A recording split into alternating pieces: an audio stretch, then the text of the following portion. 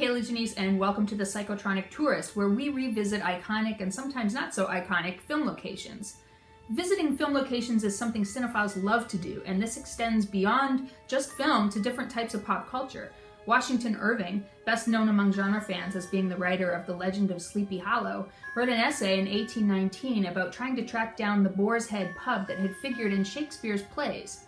There's an undeniable poignancy in visiting places that stories and films have brought to life, and perhaps none more so than the setting of a good ghost story. Will you speak to us?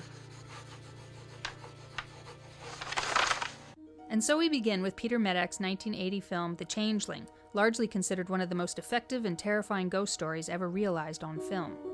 When he was brought onto the film, replacing both Donald Cammell and Tony Richardson, Medak had already dabbled in the supernatural with his terrific 1977 TV adaptation of D.H. Lawrence's The Rocking Horse winner, which has some thematic and atmospheric crossover with The Changeling.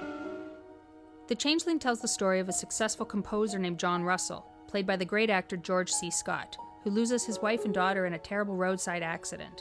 For a change of scenery, he moves cross-country to Seattle, where he rents a giant mansion from the local historical society that has long sat vacant. Now, it may seem odd for a single man to rent a house so huge that entire floors go unexplored, but it's actually a quite common response to grief in horror films, as the emptiness and echoes of the house reflect the loss of the protagonist. And of course, it's a great setup for a haunting. The Changeling was allegedly based on a true story, that of writer and composer Russell Hunter, who moved into the Henry Treat Rogers mansion in the Cheesman Park area of Denver, Colorado in the late 1960s. In his case, the appeal of moving into a mansion much too big for a single person was that the rent was only $200 a month, purportedly because nobody wanted to live there. Like the house in The Changeling, that house has since been torn down. It can sometimes take years to visit the various locations from a single film, so I called in a few of my movie tourist friends to help document the many locations from The Changeling, nearly 40 years after it was made.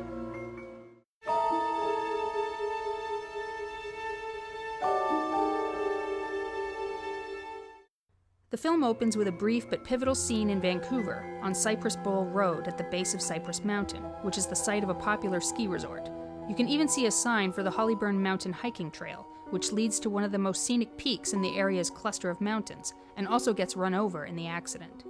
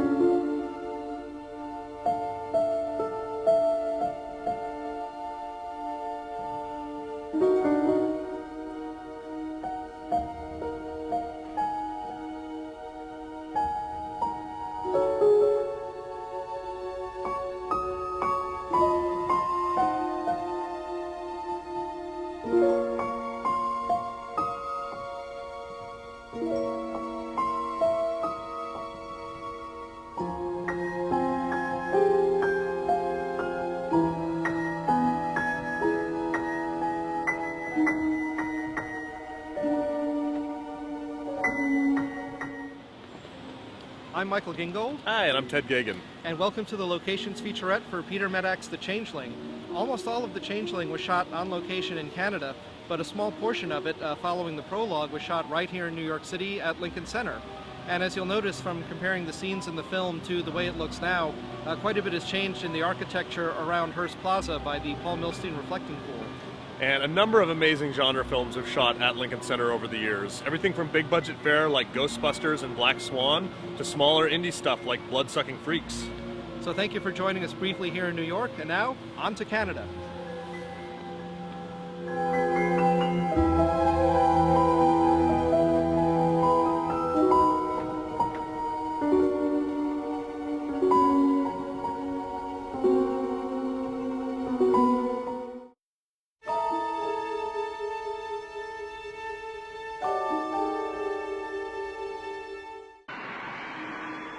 John leaves New York and arrives in Seattle at the SeaTac Airport, which is shared with Tacoma, Washington.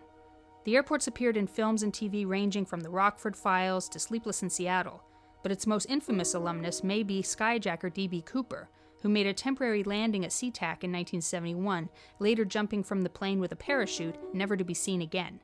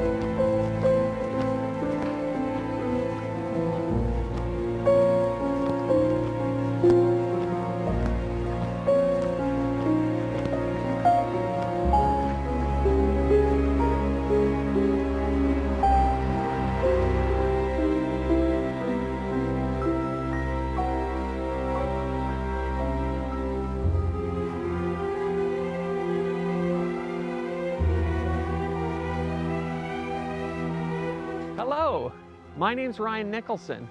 I am a makeup effects artist and an extreme horror fan. I love horror movies, and guess what? This is where they shot The Changeling. This is a house that wasn't on The Changeling. This is a house that's been built on the land that The Changeling was shot on. The giant mansion was right here, right behind me. What the production had done was they had built a new front to an existing mansion. So that was what was built here. The rest was in a studio. As soon as he opens the door, he's in a studio. Wow. There were plans at one time to turn it into some kind of a museum. But I don't know. I guess the house was meant to be lived in. Although this new house here, it's for sale. Maybe the land's haunted. Who the hell knows? But I'm leaving. I'm feeling haunted here.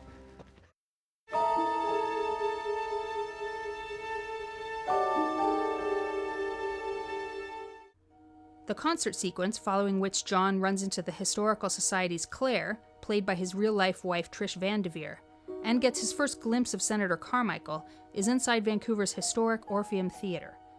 Though a mirrored backdrop was placed behind the Senator's podium, the theatre was largely untouched for the shoot and remains the same today. The theatre first opened in 1927 as a vaudeville house with 3,000 seats and was later a movie theatre. The city of Vancouver bought the building, and it underwent a massive restoration in the mid-70s, overseen by its original interior designer Tony Heinsbergen, and reopened in 1977 as the permanent home of the Vancouver Symphony Orchestra. Genre fans may recognize the theatre from its appearances on TV series including The X-Files, Battlestar Galactica, Highlander, Arrow, The Flash, and many more. I was just going to get a drink. I think I'll join you.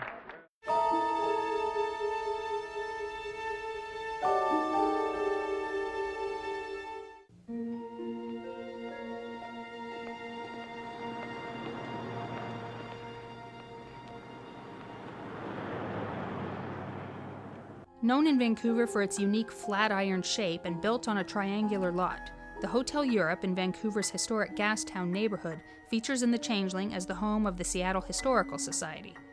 You can see John enter through the door on the very front of the building, though that door has actually rarely been accessible over the years, as the building is commonly entered on the side.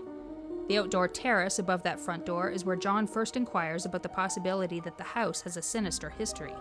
And the restaurant, where he meets Claire later in the film, is also shot on the main floor of this building. Unfortunately, visitors can't stay in the hotel, because since 1983, it's been a low-income residential building. That house is not fit to live in. No one's been able to live in it. It doesn't want people.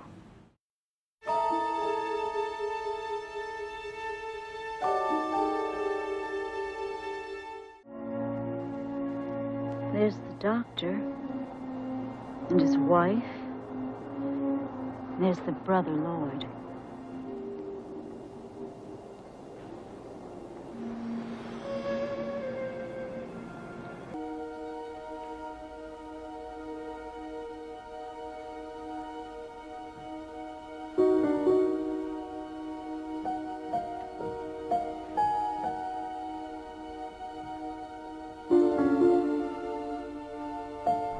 my name is Clinton McClung. I'm a programmer for the Seattle International Film Festival, and welcome to Seattle, Washington. We're in Lakeview Cemetery, so named because of the gorgeous view that the dead have of Lake Washington. This is, of course, the site of the where John and Claire visit the grave of the Carmichael family. That grave no longer exists, but we're near about where it was shot. Lakeview Cemetery is one of Seattle's oldest and most famous cemeteries, and we have a lot of our dignitaries buried here. But most famous of all, especially for film fans, are the graves of Bruce Lee and his son Brandon Lee, which are right behind me. And that's just one of the huge draws that people come to this cemetery for.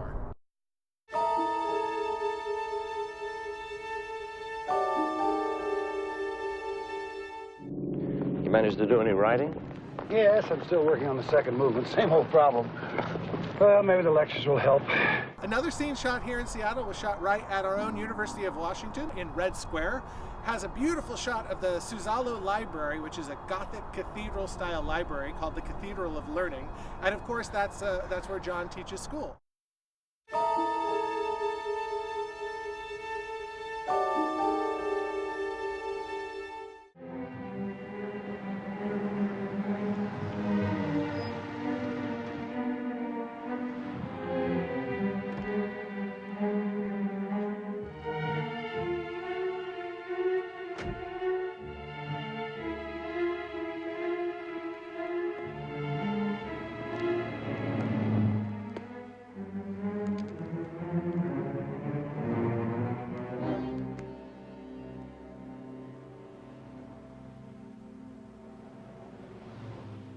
When John is freaked out by his daughter's rubber ball suddenly bouncing down the stairs when it should be safely tucked away in a box, he drives to the Granville Bridge to throw it over the side.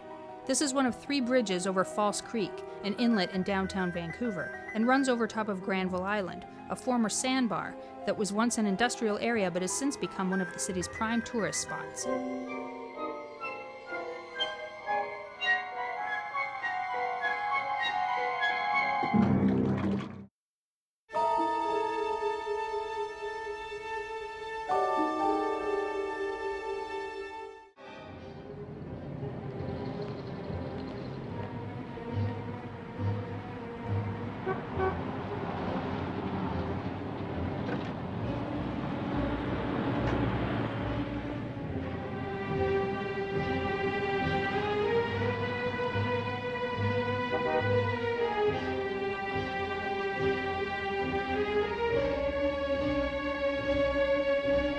Also not far away is the Rainier Tower, which was featured as the Carmichael Tower in the film.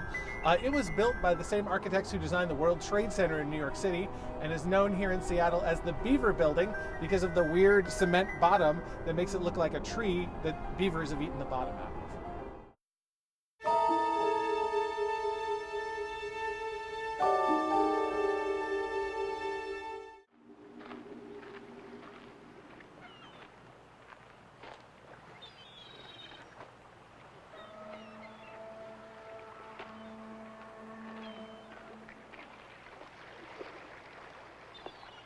The house built over the well where Joseph Carmichael's body was secretly interred is way over in West Vancouver, which is actually its own city across the water from Vancouver's sprawling Stanley Park. The house in the film is no longer there, and the lot is now a small lookout over the Georgia Strait, right up against an $8 million concrete house that was built in 2016.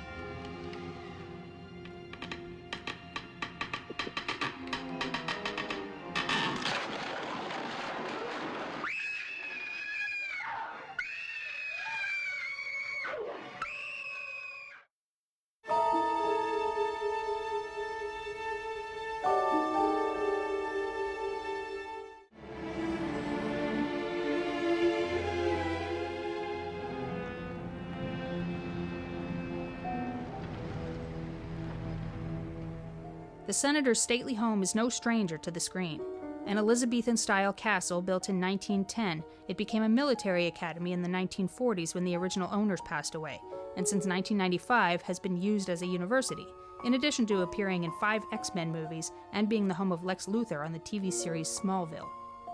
Both the exterior and the interior of the castle were used. The real house that lay behind the facade of the mansion in The Changeling was slated for demolition anyway, so it was burned down for the climax of the film.